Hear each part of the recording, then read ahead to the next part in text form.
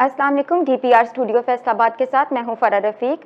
खबर शामिल करते हैं। कमिश्नर फैसलाबाद साइलिन के मसाइल सुनने और इनको हल करने के लिए रोजाना की बुनियाद पर मुतहरिक हैं। उन्होंने अपने ऑफिस में आए हुए दरख्वास्त गुजारों से मुलाकात की और शदीद गर्मी के पेश नज़र पहले इन्हें पानी पिलवाया और बाद में इनके मसाइल सुने। इस हवाले से कमिश्नर का कहना था कि शहरियों के लिए कमिश्नर ऑफिस के दरवाजे खुले हैं और शहरी बिला रुकावट कमिश्नर ऑफिस आकर इनसे मिलकर अपना मसला बयान कर सकते हैं। मजीद जानते हैं अपनी नुमाइंदा आयशा गफूर से।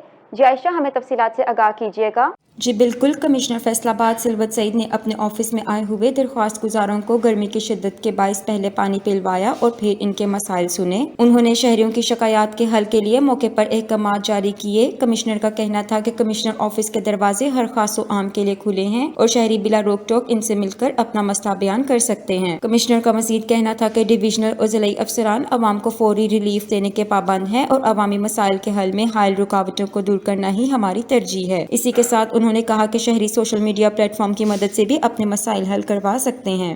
तफसीलात से आगाह करने का शुक्रिया।